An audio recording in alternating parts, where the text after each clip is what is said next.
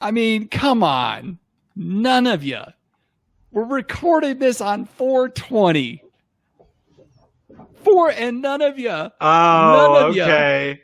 None of you went. How's the AR on that one? It's fantastic. None of you went with the Snoop Dogg 19 Crimes Cali Red. Come on, guys. I mean, look at this. I saw it. Look at that. I saw the end cap. I saw the top row. I am rolling with the Snoop 420 Cali Red. What do we got on this one? This one is 65% Petite Syrah, 30% Zin, 5% Merlot. This is coming from the 19 Crimes winery. Now 19 Crimes, all Australian wines. This is their first California wine.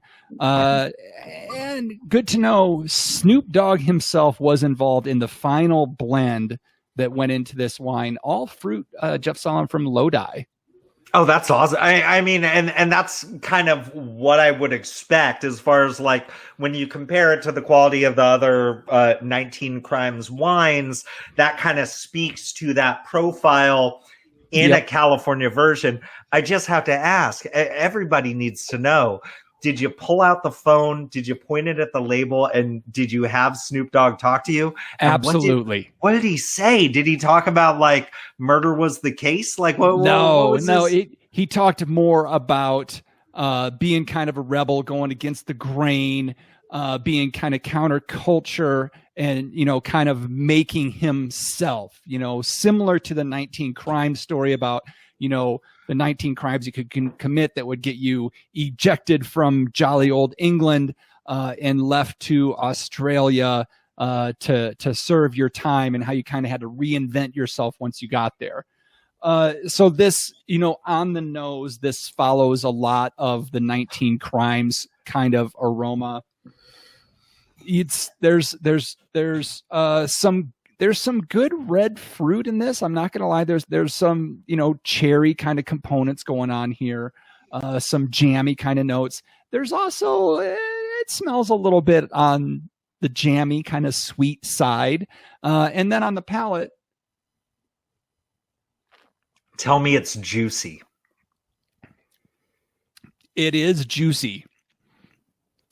You know, I will say this. I was expecting, okay, there's very much a candy component that comes across right up front. That Jolly Rancher, candied fruit kind of thing. And then the mid palate, there's actually kind of a, I guess you could call it a mid palate or a first finish. There's a bit of a there's a little bit of a tannin kind of thing kind of comes up and says, hey, how you doing? And then kind of that sweetness kind of overtakes the finish, and you're left with kind of you know, a juicy juice kind of sweet thing. It's not cloyingly sweet. I will give it that.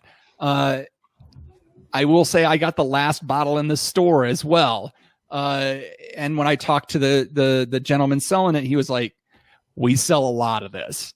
And I think that's kind of the genius of this wine, is that, you know, Snoop is an iconic figure in pop culture, and putting his name on a bottle of wine is a big deal. I think it's going to push a lot of product. And this isn't my style of wine, but there's nothing wrong with this wine either. This would go great at a dinner party. This would go great at a barbecue. This would go great at a party, any kind of that where a lot of people are going to be thinking there. People are going to like this.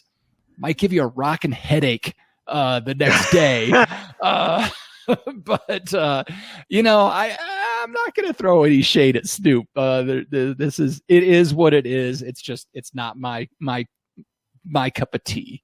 Were there any dank herbal notes? There was no dank herbal notes, unfortunately. I was really hoping there might be some sticky icky in the. That would be so gross, right?